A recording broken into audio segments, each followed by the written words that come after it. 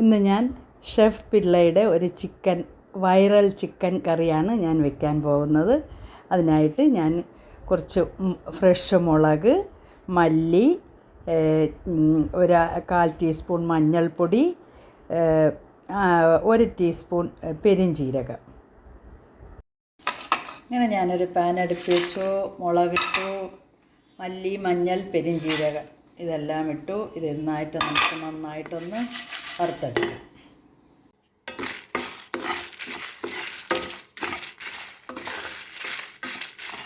ഒരു ചട്ടി അടുപ്പി വെച്ച് ഒരല്പം വെളിച്ചെണ്ണ ഒഴിച്ച് 2-3 ഉണക്കമുളകിട്ട് ഒരു തണ്ട് കറിവേപ്പിലയും ഇട്ട് ഒന്ന് വഴറ്റിയതിന് ശേഷം കടുകിട്ട് പൊട്ടിച്ച് അരിഞ്ഞു വെച്ചിരുന്ന സവാള നമുക്ക് ഇതിലോട്ടിടാം. നന്നായിട്ടൊന്ന് വഴറ്റാം.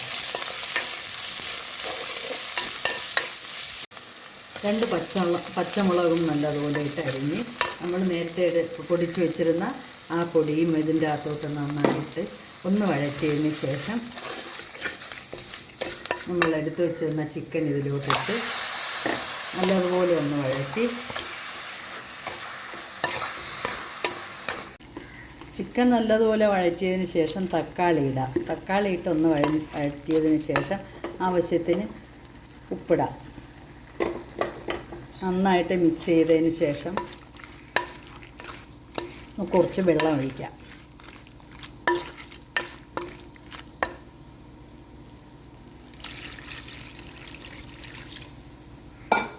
ഒരു 1/2 കപ്പ് വെള്ളം ഒഴിച്ച് നമുക്കിത് നന്നായിട്ട് വഴറ്റിയതിന് ശേഷം ഇത് അടച്ച് വെച്ച് ഒരു 25 മിനിറ്റ് നമുക്കൊന്ന് ചിക്കൻ കറി ഒന്ന് തുറന്ന് നോക്കാം.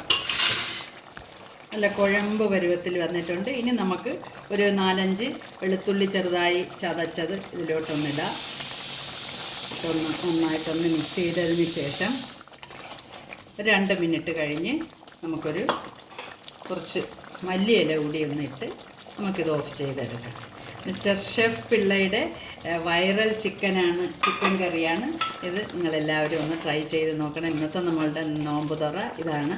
ഇതിൻ്റെ കൂടെ ഞാനിനി വേറെ എന്തെങ്കിലും ഞാൻ തീരുമാനിച്ചില്ല ഇനി ഉണ്ടാക്കാനായിട്ട് തയ്യാറെടുക്കുന്നു. നമുക്ക് നോമ്പ് തുറക്കാൻ നേരത്ത് നമുക്കിതൊന്ന് ടേസ്റ്റ് ചെയ്യാനായിട്ട് നോക്കാം.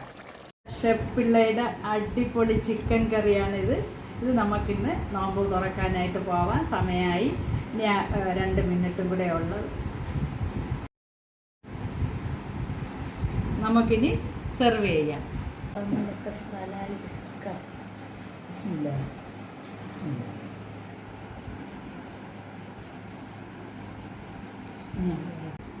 ഒരു ചിക്കൻ ഫ്രൈയും കൂടെ ഉണ്ടാക്കിയിട്ടുണ്ട്.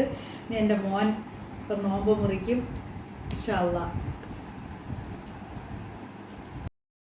നോമ്പ് തുറന്നു കഴിഞ്ഞ് നിങ്ങളിതെല്ലാം ഞാൻ ഈ ഉണ്ടാക്കിയ ഇന്നത്തെ ഐറ്റം വീട്ടിലുണ്ടാക്കി തീർച്ചയായിട്ടും ഉറപ്പായിട്ടും ഉണ്ടാക്കി നോക്കണം. നല്ല ടേസ്റ്റായിരുന്നു.